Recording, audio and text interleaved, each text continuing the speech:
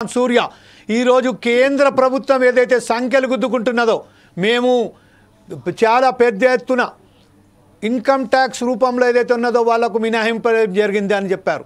అయితే ఈ నేపథ్యంలో జనాలు మాత్రం ఇన్కమే లేదు, ఇన్కమ్ ట్యాక్స్ ఎక్కడి నుంచి వెళ్ళి కట్టాలి, ఇన్కమ్ ట్యాక్స్ మీరు రిలీఫ్ ఇచ్చారు కానీ ఇన్కమే లేదు కదా అనే ఒక నినాదంతో బయటికి వస్తున్నారు.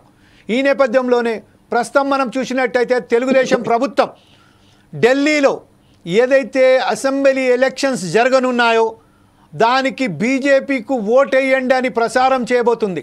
ఈ ప్రచారం చేయడంలో అసలు తన రాష్ట్రంలోనే ఇంత పెద్ద దుమారం లేపుతున్న సమయంలో రాష్ట్ర ప్రజలందరూ నిరాశ చెందిన సమయంలో ఏ ముఖంతోని తెలుగుదేశం పార్టీ ఈరోజు ఢిల్లీలో ప్రచారం చేయడానికి సిద్ధమైంది, బీజేపీని ఓటడడానికి సిద్ధమైంది?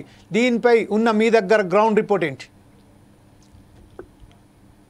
ఏదైతే మీరు చెప్పినట్టు ఢిల్లీలో సాక్షాత్ రాష్ట్ర ముఖ్యమంత్రి నారా చంద్రబాబు నాయుడు వెళ్ళి వచ్చేసి బీజేపీకి సపోర్ట్ గా వచ్చేసి ఆయన ప్రచారం అనేది చేస్తున్నారు. మీరు చెప్పినట్టు రాష్ట్రంలోనే అద్మాన స్థితిలో ఉంది రాష్ట్ర పరిస్థితి.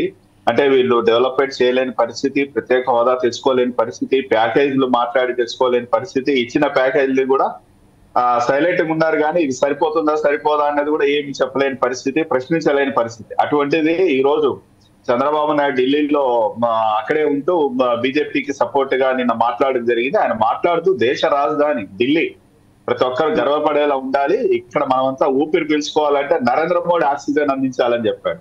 అంటే నరేంద్ర మోడీ ఆక్సిజన్ అందిస్తే మనం జీవించగలుగుతాం అన్నట్టు మాట్లాడడం జరిగింది. ఇది ఒక హాస్యాస్పదమైన విషయంగా చెప్పొచ్చు.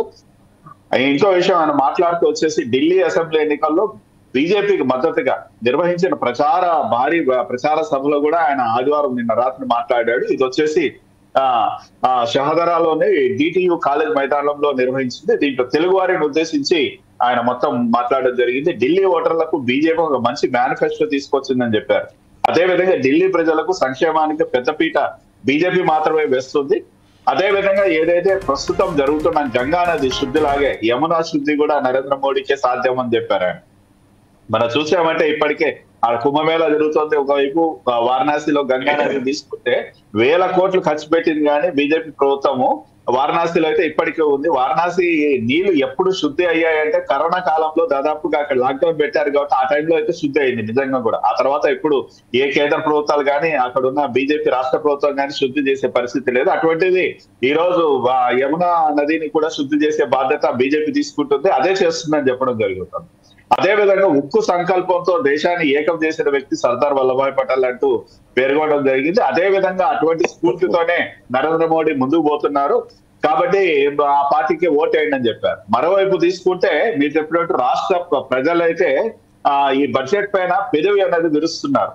అంటే ప్రజలకు మధ్యతరగతి ప్రజలకు పెద్ద ఎత్తున ఒక ఊరట కల్పించింది ట్యాక్సుల్లో చెప్తూ కూడా ఏదైతే ఆదాయమే లేదు దానిపైన ట్యాక్స్ ఏమని వేస్తారు, ఏటని మినహాయింపు చేస్తారని చెప్పింది. అంటే ఇప్పటికి వచ్చేసి వ్యక్తిగత ఆదాయపు పన్నులో ఏకంగా 12 లక్షల ట్యాక్స్ కట్టాల్సిన అవసరం లేదని తెలిపింది.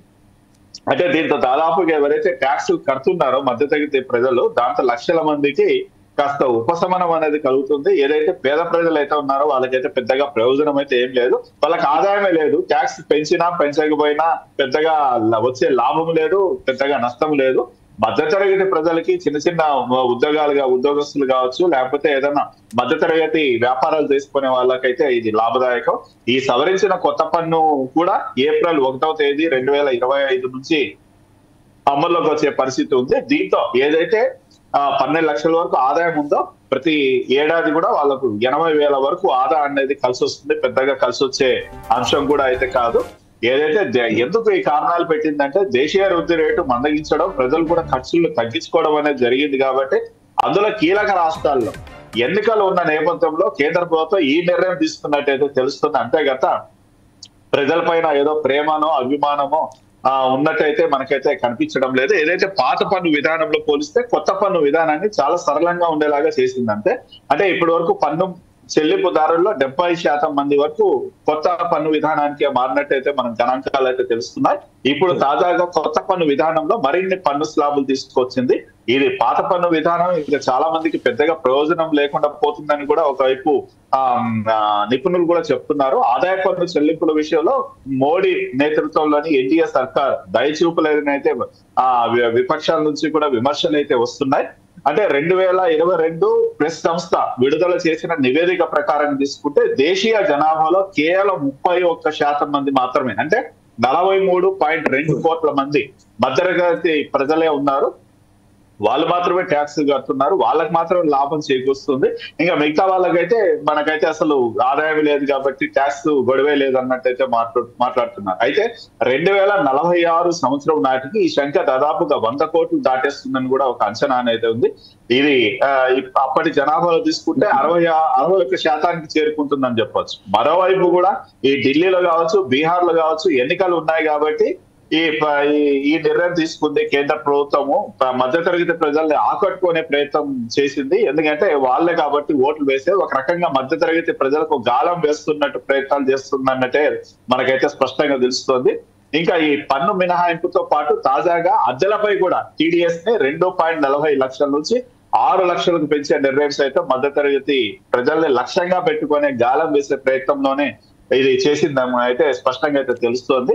అంటే ఈ బడ్జెట్ లో మనకు స్పష్టంగా కేంద్ర ప్రభుత్వానికి ప్రజల పైన ఎటువంటి ప్రేమ అభిమానాలు గౌరవం లేదని అయితే అర్థమవుతుంది. కేవలం వాళ్ళ రాజకీయాల కోసమే, వాళ్ళ ఎన్నికల కోసమే, ఓట్లు వేయించుకోవడానికి మాత్రమే ఈ విధంగా బడ్జెట్ ని కేటాయించిందని అయితే మనకు స్పష్టంగా అయితే తెలుస్తోంది.